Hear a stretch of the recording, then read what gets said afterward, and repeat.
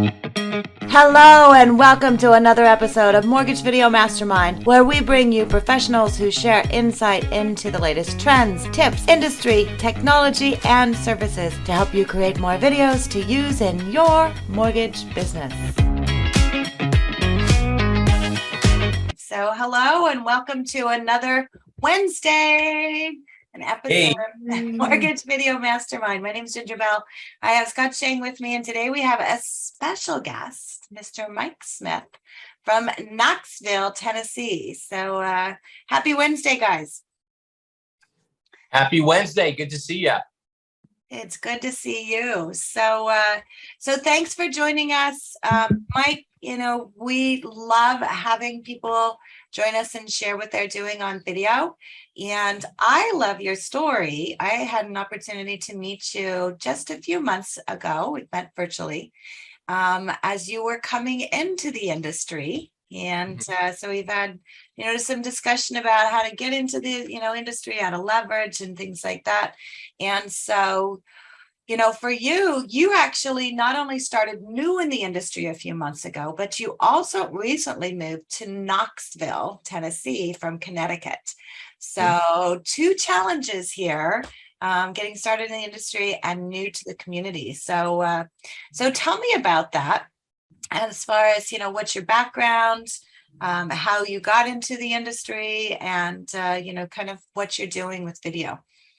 Sure. So I grew up in Connecticut, and my wife and I moved to Knoxville about 2 months ago. So totally new to the area and new to the mortgage industry as well. Still getting used to the heat down here. It's a little bit nuts, but we love it so far. And, many years ago, I was a real estate appraiser. I did a little bit with a mortgage company, but I joked around earlier, that was 20 pounds ago. That was a long time ago. And it really is like I'm just getting started once again, fresh. So we moved down here, and my whole family, my sister is a processor and a loan originator. She's done it for years. My mother was a loan officer as well. And I have a lot of folks in my family in the real estate business. So I was always around it. And I guess you could say I finally succumbed and got sucked in and decided to go for it. You went to the dark side. I went to the dark side. Yeah. But I love helping people out. So the idea of helping folks, find a home and that thing was so attractive to me. But it definitely was a wild, it's been a wild ride with some wild challenges with all the changes going on. But you have to at some point kind of shut the news off and tune some things out and stay focused. So yeah. And I think that's important. I mean, not for those of us who have been in the industry for a long time, it's really can be a detriment to where you go back to, it's like, oh my gosh, is this like what happened in 2008? You don't have that history. And so not knowing anything different, I think is great for you. Maybe not great financially right now, but it's a matter of focus. And so for you, you just moved to Knoxville, so brand new to the industry, just moved to Knoxville. So you really don't have a network there. No. So making those phone calls to those real estate agents is a little bit different as far as doing that. Not impossible, because I know we had Parker Couch on, who's also with Homestar. He had started in the industry last October and started doing video right away. I don't think Parker has funded less than $3 million every month. And it gave him a reason to call real estate agents because he had that. So let's talk about branding and kind of what you're doing with Knoxville Bites and what the whole idea behind that is. Okay, so I work with Michelle Poulin, who I know you've had on before. Absolutely amazing. I love her. She's so awesome. And she's the one that told me about the Knoxville Bites idea. Now, I don't know where she got it, if that was something that you guys had talked about. Yeah, we had talked about beforehand, kind of coming up with something that was different for you to make it easy to talk about. She's done the hub. And so, it's a matter of, okay, what are the things that you can talk about that aren't necessarily driven towards Knoxville? And luckily, KnoxvilleBites.com ironically was available. So the whole plan is to be able to incorporate all of that, which I know you've already started on some of that. Yeah. So what I've done is I connected with the Knoxville Chamber, which is important as well, because I was trying to find and highlight specifically local restaurants, kind of the mom and pops and things that are unique, not so much chains. So it gives me an opportunity to go in and, number one, have a lot of fun doing it. It's kind of like diners, drive-ins, and dives, like. And so I'm been going in and highlighting the food, and I'm getting used to it as well and learning as I go. And it's just a great way to even give back to the community and say, hey, look, this is all that Knoxville has to offer. So that's kind of level number one. Level number two is obviously it gives me recognition, right? I get my face out there, and personal branding is so important. Love it or hate it, it's not going away. So personal branding is key. And, the third thing is it gives me an opportunity to highlight realtor partners as well. And really anyone, realtors, insurance folks, anyone in that kind of in that field, in that zone. So what I've done is I had a really hard time. I'm connected with mortgage marketing animals, of course, and hitting the Thor's hammer list on Mondays, if you guys know that language and that vocabulary out there. And I'm just going to be candid. It was a challenge coming into the area, and I'm a northerner in the South, and I can come up with all my excuses, but it was something where I was struggling gaining traction. And I'll be honest with you, making outbound calls, especially when they feel cold, even though they're somewhat warm, for someone like me, I don't love it. I don't love making those calls.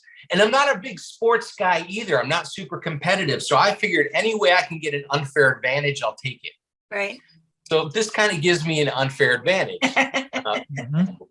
because everyone loves food. Right. The thing about food too, if anyone's thinking about doing something similar to this, is food blogs and anything to do with like food reviews and recipes is some of the highest consumed content on the internet. Everybody loves food. That and travel. So that and travel. Two things, which I know that's something we talked about with Knoxville Bites, that maybe you could do, like not just the bites as far as eating, but bites as far as, bite-sized trips or things like that. So it doesn't always have to be around food, but you can kind of move around a little bit with that. So tell me about the very first video, and I posted it. So for those of you who are watching us live, I posted in our Facebook feed, and for those of you who are watching us online, I put it into our chat box. So you can go and watch Mike's first video, which I love. I love ice cream, and it's hot. It's a place to go. So, And this is the thing, and I've showed your video to a lot of people. I know, Scott, you saw it in Tahoe. People like, how do I go out and shoot something like that? It's like, how do I put all those pieces together? How can I even think through this? So walk us through that process, because I think a lot of people are always challenged with that. First of all, you're shooting from your phone, right? Right, just my iPhone. That's it. iPhone, what are you using as far as mics? That's a great question. The microphone that I am using, that I have here, is I have a lapel mic that plugs in.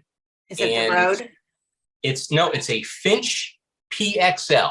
Okay. I've actually never heard of the brand before. It's just a little lapel mic, and it's a wired mic. It's not wireless. Okay. It has like a 24-foot cable. Okay. So I was a musician for many years, and I know a little bit about audio side. So that's a strength that I have. Nice. Wireless is great, but it can be a little bit quirky. You can get interference, and sometimes it doesn't sound that great. So I use the hardwired mic. And all this was my cell phone on a kind of like a selfie stick tripod with my secret weapon. And my secret weapon is my wife. Nice. My wife, Linda, she's like behind the scenes person. She's really shy. So she had a much harder time filming this, drawing attention than I did, because I get to eat ice cream and talk. So I was in a great position. Nice. The key is this. So for the second one, for Babalu, which is a Cuban Latin restaurant, we actually contacted them. Okay. We said, hey, this is what we're So doing. you didn't contact the ice cream place. And so when you went and shot, so you start that video out in your car. So, and this is what I want to think about. It's like when you're thinking about doing videos, and especially something like this, you need to have an idea as far as kind of framing it out. So how are you going to frame it? So you started out in your car, and did you have a thing in your car that you put the phone on, or was it your tripod that you just put up there? It was my dashboard. It was your dashboard. Okay. This was so low tech. No, and it's like people think this has to be complicated. It doesn't have to be complicated, right? Yep. I rested it on my dashboard. It probably fell down 3 times, but and of course my wife was there as well, driving down. So the framing of it was, hey, welcome to not Nashville. Welcome to Knoxville Bites. I'm saying it now. Kind of come on and join me. What makes the city so great, and what makes it so great to relocate to? Because people are relocating to this area in droves. It's huge, huge, from all over the country. So it was kind of like a come on, let's go type of framing, and then driving into the city and going to check out Cruz Farm. Now I do highly recommend that you reach out to the restaurant or the eatery first. And they're usually extremely excited about it. Yeah. Yep.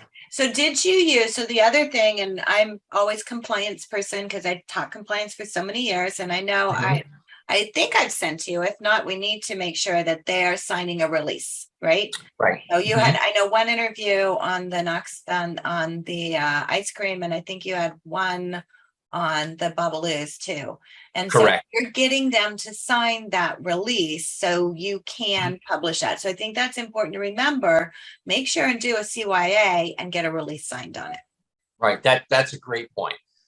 And I also learned that when I went to shoot the first video, it was packed. And so you might want to go at like 2:00 or 3:00 or and it's not so busy. Yep. So write a list as far as maybe your shots, as far as what you want to do. Here's what I want to do for my opening shot. And then I love the fact that you're in the car because you're like, hey, you get the visual of, hey, come along with me, and you can take, if your wife is with you, don't do this when you're driving, but if you have someone with you, you can take, pictures in the car. You can take videos in the car. You can take videos arriving at the location, so taking videos about that. And just, take people's like, what do I take videos? Everything, take videos of everything. So tell me about your script, because you start off with your intro and then you do some history about, where they're from, how they started. You talked about the husband and wife. So did you do that after you were there? Did you do it while you were there? So I did that afterwards. And once again, super high tech. I just went to their website and I looked at their About Us section. And you can honestly read it and use B-roll behind it, which is, I think, what Aaron did when we produced that video. Is and that brings so much to the story to have that history there. And I love the fact that you do that because, for me, whenever I travel someplace, that's the first thing I do. I go and research the place and I want to know, where should I eat? Where should I stay? What things should I see? And so you're putting yourself in the middle of what people are searching for, which I love. So you went to the website, got the history from there, and then you sat down. I love the part you're sitting down. And I think you said you had, it was in the middle of the day. So you're having ice cream before dinner. And you talked about what kind you were having. I mean, those are the kind of things, that extra part that becomes a part of the story that people need to think about, right? And so you did such a good job as far as doing that. You interviewed someone. And so when you, did the interview with her, and it looked like you wired her up as well, right? I did. Okay. So tell me about that. So I only have one microphone. Right. Low tech. So what I ended up having to do, especially you see this in the second the second video is I asked the questions with my microphone on, and then I gave the microphone and they answered the questions. So I got good sound on that and just kind of made do. So we were swapping the microphone back and forth. But yeah, and if you don't want to do that, I'm going to interrupt. So if just a little tech thing, there is a splitter you can get. So if you are going to use a wired mic to do that, you can get a splitter and plug that in. If you are planning on doing interviews, I would really recommend a wireless mic, and Rode has one that has 2 packs. And so you plug the one into the phone, and then you can have one and they can have one, just to make it a little bit easier. And I'll drop those links in as well, because sometimes it is hard with the back and forth. Okay, so Now, interview. I would also, another option of that, if you want 2 audio feeds, is get one of those little Zoom recorders and plug your wired lav into it. So then that way you'll have super crisp, clean 2 audio feeds for post. If you're going to go through that much trouble, the simple way is just a splitter. I mean, you can get 2-headed lavs. Right. Yeah, depending on what you want to do. Yeah, I think that I definitely need to go into the 2 mics into the future and soon. But the reason why we're talking about microphones is there's something that's really strange that happens mentally when we're processing video, right? And I'm sure, Ginger, you know this. You can get away with video quality being, if it ended up turning out slightly poor, but the audio is strong. But no matter how clear the video is, if it's 4K video, if your audio is struggling, it's irritating to watch, and people won't watch the video. Yeah, no, that is very true. We want both, of course. We want both, but yeah, you got to make sure that the audio is clear. So right, yeah, before anything.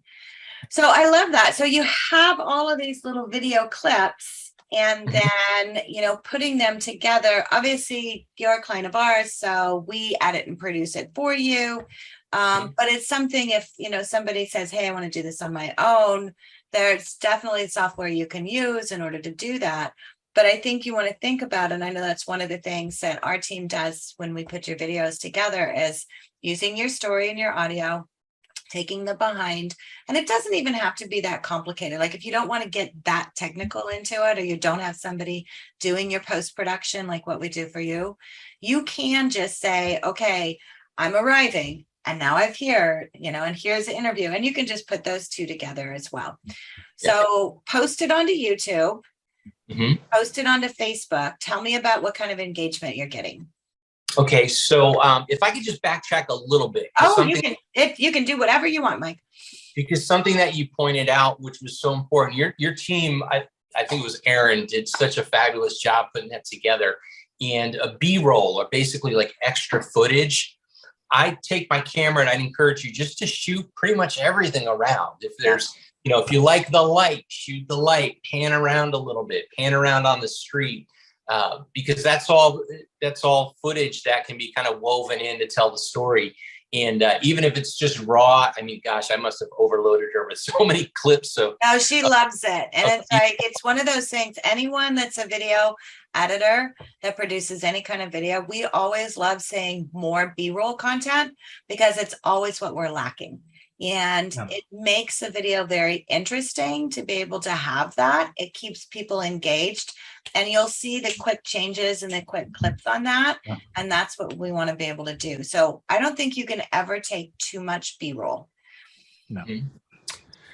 So in terms of engagement, so you guys had helped me upload the videos to YouTube and then social media as well. So YouTube is just starting out, just getting some traction on those videos. So that's still a little bit low, but I think we put the first video out, was it 3 weeks ago? Maybe? Yeah, I think it was 2.5 weeks ago. And I know you're at 130 views, which somebody looks at that, it's like not a lot. But honestly, you just started. I think you've got 4 videos up on your YouTube channel. We just started your YouTube channel a month ago. So be able to already have that. And that's the whole thing. And that just continues to build. It's funny. I just had a conversation with someone who's had a YouTube channel for 5 years. and he feels like he's not getting any engagement. He's not getting the views. And he was like, I think I'm going to stop doing it. I said, you should never stop doing a YouTube channel. Honestly, I think everyone should have a YouTube channel because it's what people go and search for when they're researching you. That's one of the first things I do is I go to YouTube and I search for someone. It's like, what are they putting out for content? If you don't have a YouTube channel, and especially if you're an influencer and you don't have a YouTube channel, then I'm really questioning it. So YouTube a little bit slower, but what's happening on Facebook? So Facebook, the first video took off. I think I have close to 1,200 views, just under 1,200 views right now on Facebook, which is awesome. I'm excited about and that. That's on your business page. Correct. Yep, that's on the So business. that's the thing. People are always, and the same thing. I always get conversations from people. It's like, I'm going to stop posting on my business page because I'm not getting engagement. If you're putting good content out there, and you can boost it. I mean, you can do. I don't think that you boosted any. I don't think Michelle's boosting your stuff on Facebook. I think we're just starting to now. Yeah, okay. But that one wasn't boosted. And so, but. Yeah, and I was actually just having a conversation with somebody this weekend, and Facebook has sort of a renewed commitment to popularizing pages, because it used to be that business pages were, you'd send them out to your friends, they might give you a like, but nobody ever goes back to the page. But Facebook is putting a lot of effort into upgrading pages now. If you log into your page, you get a big badge and a bunch of confetti that says you've been upgraded to the new page experience. So they do have a renewed effort to bring more exposure and more traffic to those pages. So I based on what I've seen on that, I love that. I would reinvest in those business pages for sure. And we're definitely seeing that. We've already started seeing that in our clients on their business pages, that there's definitely more views, more likes, more engagements and all of that. And then, so you post it, we post it onto your business page, and then you share it onto your personal page, right? I shared onto my personal page, and something new that I've done is I did create another page that's just Knoxville Bites recently. Okay. But I connected them. So when you watch the video on the Knoxville Bites page, it's really shared from my business page. So you can't get around knowing who I am and what I do, because that's kind of the whole point, right? And I think we could even take it one step further, Mike, and because you own the URL, knoxvillebites.com. Mm-hmm. And I think we could create an entire webpage on there that has your YouTube channel on there. But then also you could almost start creating a directory and, kind of focusing on some different, places in there. I mean, there's so much. And Scott, you've done so much with your Find My Way Home as far as webpage and relocating to the area and things like that. Yeah. That would kind of be the next step that I would mirror the two of those together to really leverage on that. I got a bunch of stuff I need to unpack here. You are dropping so many nuggets, and I'm just making notes over here. Do you mind if I go off on a little tangent and shine a spotlight on a bunch of this stuff? So the one thing I would maybe consider is the Knoxville Bites, make that a public group instead of a page, or maybe even a private group.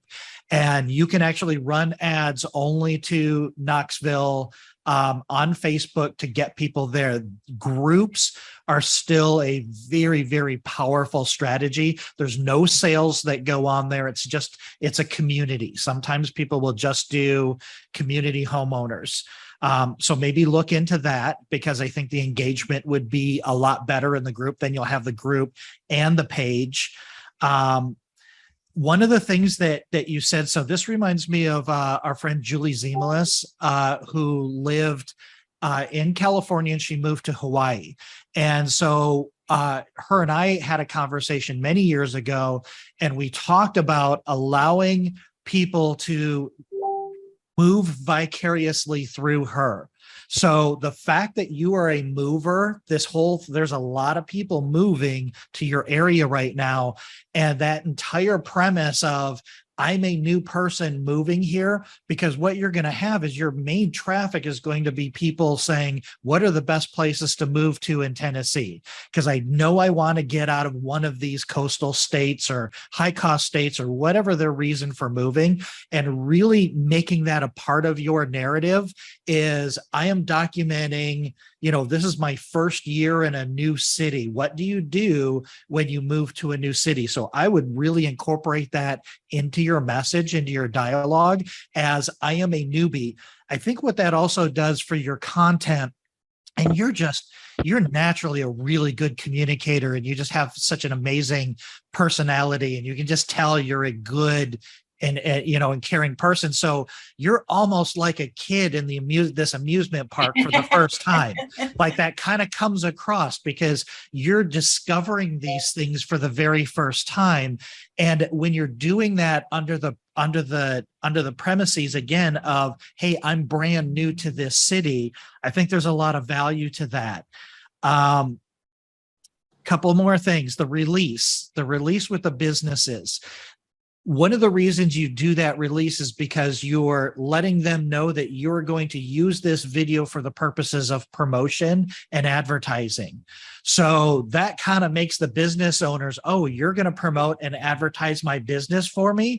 That's fantastic. So if you have any questions about or big concerns about asking people to sign releases, now here's a little trick that I did back in California. So first of all, I love hyperlocal. I've never had the opportunity to be hyperlocal, but I absolutely love it. And it's one of the things that I'm most jealous of. What I would do is, on your Google My Business page, I would post your bites on your Google My Business page, and then it shows up as a blog post, right? I would print out that blog post. So write a couple of paragraphs about this and maybe link it. Print that out and frame it and give it to the business owner. And so then they can hang it on their wall behind the counter and say, we were featured on this by this local business as one of the places to be. So that just kind of reminds them constantly that you were a part of, you're trying to help them. It's that reciprocal part. The last thing I wanted to really say here is when it comes to engagement and when it comes to traffic on YouTube, videos are trust assets. And you don't just take a trust asset and put it in a closet and hope somebody opens the door to that closet. You use that and you're leveraging that in all of your business and a lot of the things that you do. And then the last thing that I kind of wanted to point out is only 100 views. No, that wasn't only 100 views. That was 100 conversations that you had with consumers that now know who you are. And in the last 3 weeks, you have not had 130 conversations with strangers that are getting to know who you are and what you do for a living. So when we do these videos, just because you're not getting that feedback loop, don't assume that you're not impacting people's lives in a positive way and in a proactive way. One-sided conversations are still conversations, whether they respond to you or not.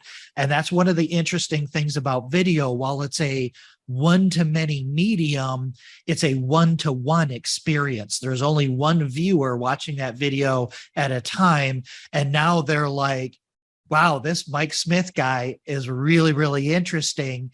And again, really play off of that I'm a stranger in a strange land storyline, because you're such a strong feeder state, there's going to be a lot of people Googling what's the best place to live in Tennessee, or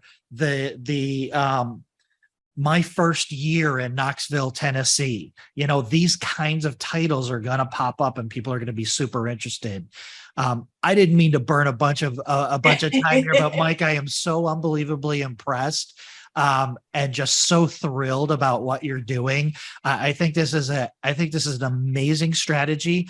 And in this market today, I think this strategy is more important in today's market than ever before, because this is not a market where we're just trying to close as much business as we have. This is a market where we are gaining market share, and we are taking that market share from other people. And you being new, you being fresh, you being just filled with all of this energy and this excitement is putting you so far ahead of everybody else in the market who is just complaining about the fact that business isn't as easy as it used to be, and they're scrambling to figure out all of these other things, and you have nothing but opportunity in front of you, and that comes out in your excitement and your personality, and you are literally out hustling probably 99.98% of your competition in the geographic community that you're in right now.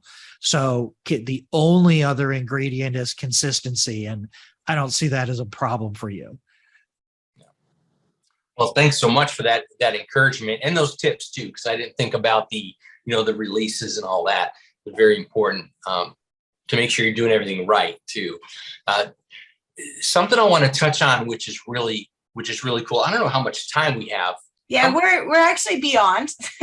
Oh, we try to keep it to 30. So I'm going to let you wrap it up, and then we'll have you on again. I want to watch your journey. Yes. I mean, this is one of those things that as you're getting started with this, it is about, as Scott said, you had 130 conversations that you had with people that other people didn't have with people. So I encourage you to keep going. So I always like to end with what's the number one thing you can tell people they need to do right now about doing videos? Just do it. Honestly, just try and see what happens, and have fun. Because the first video I did was a bio video, and there was a TV program in the early 90s called Small Wonder. Remember that, with the little girl that was a robot? Yeah. That's what I felt like at first. It was horrible. It was not that, but there was little things, the lighting. I mean, there's some things. So, do the first one, and then, listen to the coaching on it, have somebody watch it, which is what we did. And it's like, okay, let's try this and let's try this, but just keep going. So you've done a fabulous job getting started. And I'm so excited about your journey and everything you're doing. And Scott, so many great suggestions. And that's it. Just be open to all of those, right? Yeah. Okay, I have great. to put one more thing on there, though. I know we're over, but this is the most important part. I made only a handful of calls on Monday, and I have 3 meals that I'm sharing with realtors that I've never met before. And they're excited about the idea because they're not excited about too much right now. So it's fun. I get to connect with them. And so are you doing videos with them? Are you bringing them on with you on the Knoxville Bites? Yeah.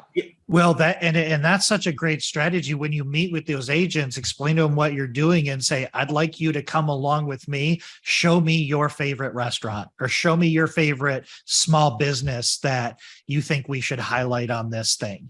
Yeah. And then that gets them engaged, and nobody's going to say no to that. What, I get to brag about my favorite business owner or local restaurant or something like that, and you're going to promote my business too? Nobody's going to say no. And if they do, that's not somebody you want on your referral list. Yep. No. And just so you know, Mike, while we were doing this call, I actually got the URL for you, Tennessee Bites. So I think your next step is outside of just Knoxville and focusing on, because you're licensed in the entire state of Tennessee, right? So, so being able to go that direction. So thank you so much for joining. We will definitely have you on again. Scott, great to see you. And we look forward to seeing everyone next week. Now, go make a video. Thanks, Ginger.